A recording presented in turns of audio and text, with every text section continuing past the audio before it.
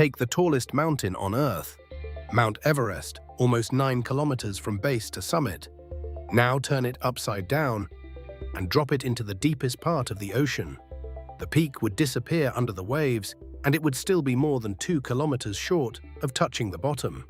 That place is the Challenger Deep, at the southern end of the Mariana Trench in the Western Pacific. It is the lowest point on the surface of our planet, almost 11 kilometers straight down. Down there, the water crushes with the force of 1,000 atmospheres, the same as stacking 50 jumbo jets on top of a single human being. There is no light. The cold sits just above freezing, and here is the part that stops people. More human beings have walked on the moon than have ever reached the bottom of this trench. We have sharper maps of Mars than of the floor beneath our own oceans. To understand the trench, you have to understand where it comes from. The Mariana Trench is not a hole. It is a wound in the crust of the Earth, a place where two tectonic plates collide and one is forced beneath the other, dragged down into the planet's interior.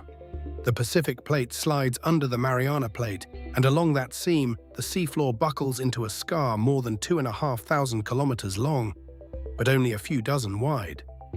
The deepest notch in that scar is the Challenger Deep. Sunlight reaches only the first few hundred meters of any ocean. Below that lies a region scientists simply call the Midnight Zone. Permanent darkness that never changes, day or night, summer or winter. The Challenger Deep sits far beneath even that, in a layer so deep and so isolated it has its own name. The Hadal Zone, named after Hades, the ancient underworld. For most of human history, reaching this place was simply impossible. The pressure would flatten any ordinary vessel like a tin can under a hydraulic press. Then, in 1960, two men tried. Jacques Piccard and Don Walsh climbed into a tiny steel sphere bolted beneath a craft called the Trieste and began a descent that took almost 5 hours. As they sank past 9,000 meters, a crack rang through the cabin like a gunshot. An outer window had fractured under the strain. They kept going anyway. When they finally touched the bottom, they had reached a place no human had ever been. And then, for 52 years, no one returned. It was not until 2012 that the filmmaker James Cameron made the journey alone, in a vertical submarine, becoming only the third person in history to reach the bottom. To this day, fewer than 30 people in all of history have ever stood at the deepest point on Earth. You might expect the bottom of the world to be empty. It is not. When Piccard and Walsh landed, they saw through the silt their craft kicked up, what looked like a flat fish drifting away. For decades, scientists argued over whether that was even possible at such depth. But we now know the Hadal Zone is alive.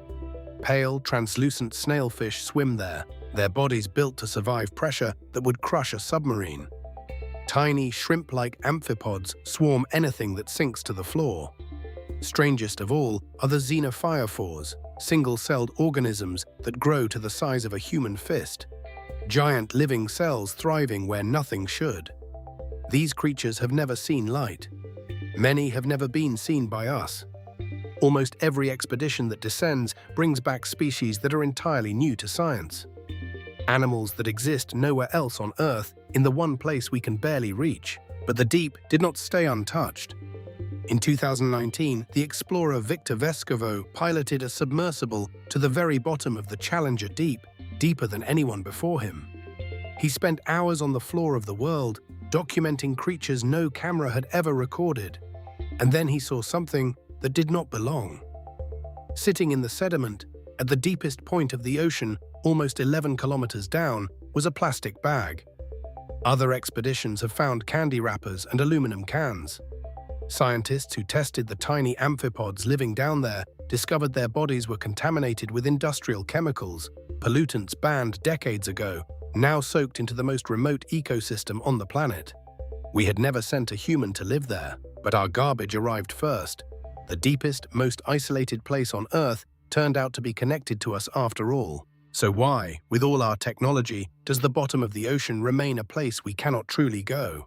The answer is the same as it was in 1960. Pressure, distance, and cost. Building a vessel that can survive the Hadal Zone costs a fortune, and each descent risks a human life inside a shell of steel surrounded by a force that wants to crush it.